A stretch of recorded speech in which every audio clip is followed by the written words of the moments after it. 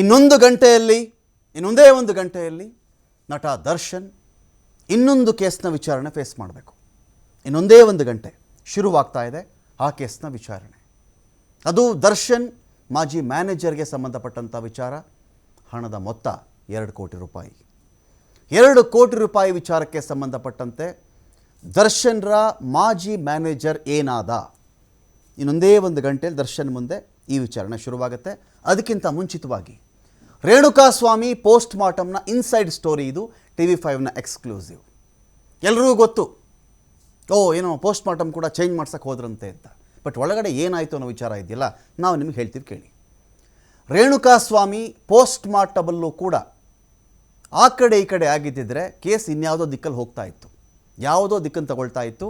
ಆದರೆ ಈ ಕೇಸ್ ಈ ಥರ ಆಗಬಾರ್ದು ಅಂತ ಇಬ್ಬರು ದಕ್ಷ ಅಧಿಕಾರಿಗಳು ನಿಂತ್ಕೊಂಡು ಈ ಒಂದು ಗ್ಯಾಂಗ್ ಇತ್ತಲ್ಲ, ದರ್ಶನ್ ಅಂಡ್ ಟೀಮ್ ಅಂಡ್ ಅವರ ಬೆಂಬಲಿಗರು, ಬಾಹ್ಯವಾಗಿ ಸಚಿವರು ಶಾಸಕರು ಯಾರಾದರೂ ಆಗಿರಲಿ, ಈ ಇಡೀ ತಂಡ ಏನು ಮಾಡ್ತಾ ಇದೆ ಅಂಥೇಳಿ ತುಂಬ ಕ್ಲೋಸ್ ಆಗಿ ಬೆಂಗಳೂರಿನ ದಕ್ಷ ಪೊಲೀಸ್ ಅಧಿಕಾರಿ, ಹಿರಿಯ ಅಧಿಕಾರಿ, ಇನ್ನೊಂದು ಕಡೆ ಇಡೀ ಕೇಸ್ ಮಾನಿಟರ್ ಮಾಡ್ತಾ ಇದ್ದಾರಲ್ಲ ತುಂಬ ಕ್ಲೋಸ್ ಆಗಿ ಗಿರೀಶ್ ನಾಯಕ್. ನಿನ್ನೆ ಕೂಡ ಇವ್ರ ಹೆಸರು ಹೇಳಿದ್ದೆ. ಇವರು ಮಾಡಿದಂಥ ಕೆಲಸದ ಕಾರಣದಿಂದಾಗಿಯೇ ಇಷ್ಟು ಜನ ಆಚೆ ಬರೋ ಕಾರಣ ಆಯಿತು. 40 ಲಕ್ಷ ಯಾರಿಗೋ ಲಂಚ ಕೊಡೋಕ್ಕೆ ಹೋಗಿದ್ರಲ್ಲ, ಅದು ತಿಳಿದು ಬಂದಿದ್ದೆ ಈ ಅಧಿಕಾರಿಗೆ ತಿಳಿದು ಬಂದೇ ಕೇಸ್ ಆಮೇಲೆ ಟರ್ನ್ ತಗೊಳ್ತು.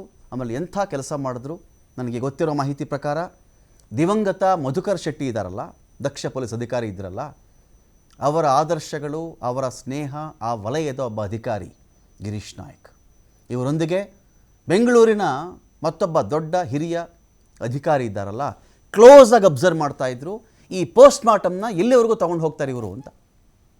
ಬರೋಬ್ಬರಿ 1 ಕೋಟಿ ಡೀಲ್ಗೆ ಆಫರ್ ಬರುತ್ತೆ. ನಾವು ಹೇಳಿದಂತೆ ರಿಪೋರ್ಟ್ ಕೊಟ್ಬಿಡಿ ನೀವು.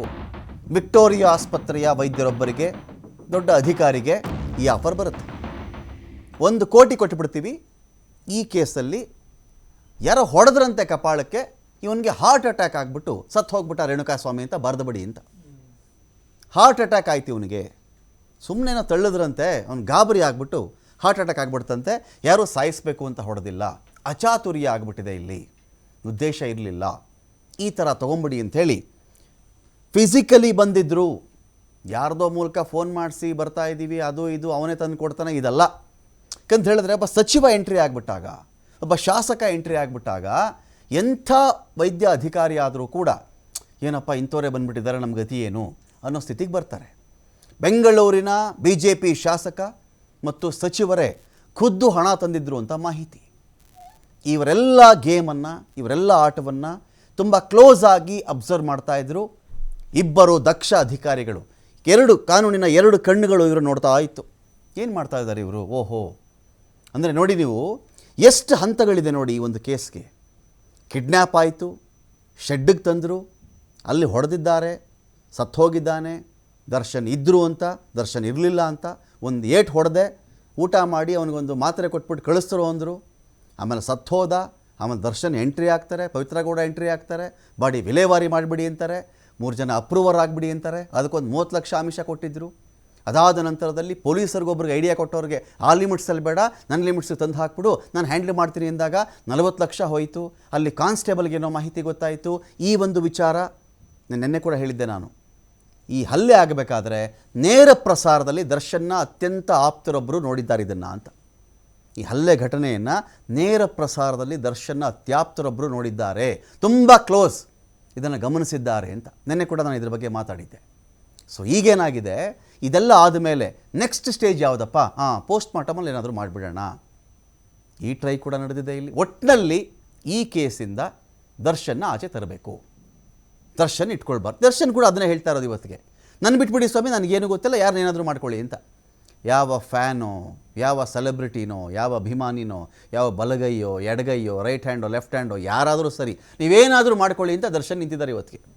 ನಾನೊಬ್ಬ ತಪ್ಪಿಸ್ಕೊಂಡ್ರೆ ಸಾಕು ಅಂತ. ತಮಾಷೆ ಏನು ಗೊತ್ತಾ, ಈ ಕೇಸಲ್ಲಿ ಯಾವ ಥರ ದರ್ಶನ್ನು ನಾನೊಬ್ಬ ತಪ್ಪಿಸ್ಕೋಬೇಕು ಈ ಕೇಸಲ್ಲಿ ಅಂತ ಟ್ರೈ ಮಾಡ್ತಾ ಇದ್ದಾರೋ, ಅಟ್ ದ ಸೇಮ್ ಟೈಮ್ ಉಳಿದಂಥ 16 ಜನ ಕೂಡ ಅದೇ ಹಾದಿಯಲ್ಲಿದ್ದಾರೆ. ಇದು ಗೊತ್ತಿರಲಿಲ್ಲ ನಿಮಗೆ. ಪ್ರತಿಯೊಬ್ಬನಿಗೂ ಅವನ ಜೀವನ ಅಲ್ವೇನ್ರಿ, ಪ್ರತಿಯೊಬ್ಬನಿಗೂ ಅವನ ಹೆಂಡತಿ, ಅವನ ಮಕ್ಕಳು, ಅವನ ಅಪ್ಪ ಅಮ್ಮ, ಅವನ ಬಿಸ್ನೆಸ್ಸು, ಅವನ ಮುಂದಿನ ಭವಿಷ್ಯ, ಅವನ ಸಂಪಾದನೆ ಇದ್ದೇ ಇದೆ ಅಲ್ವಾ ಇಲ್ಲಿ. ಪ್ರತಿಯೊಬ್ಬರೂ ಕೂಡ ನಾನಲ್ಲ ಸ್ವಾಮಿ, ಇವರಿಂದ ಆಗಿದ್ದು ಅಂಥೇಳಿ ಬೆಟ್ ಮಾಡಿ ತೋರಿಸ್ತಾ ಇದ್ದಾರೆ ದರ್ಶನ್ ಕಡೆಗೆ ಬೆರಳನ್ನು. ಸೊ ಹಾಗಿದ್ದಾಗ ಇಲ್ಲೇನಾಗ್ತಿದೆ, ಎಲ್ಲಾದರೂ ಒಂದು ಲಿಂಕ್ ಸಿಗುತ್ತಾ? ಪ್ರಭಾವ, ಹಣ, ಪೊಲೀಸ್, ದರ್ಪ, ಆಮಿಷ ಯಾವುದಾದ್ರೂ ಸರಿ ಒಂದು ವರ್ಕ್ ಆಗಿಬಿಡಲಿ ಈ ಕೇಸಲ್ಲಿ, ನಾನು ಆಚೆ ಬರಬೇಕು ಅನ್ನೋ ಒಂದು ಪ್ರಯತ್ನ ಆರಂಭದಿಂದಾನೂ ಕೂಡ ನಡೆದಿದೆ ಈ ಒಂದು ಕೇಸಲ್ಲಿ. ಆದರೆ ಪ್ರತಿಯೊಬ್ಬರು ತುಳಿತಿರೋ ಹೆಜ್ಜೆ ಏನು ಗೊತ್ತಾ?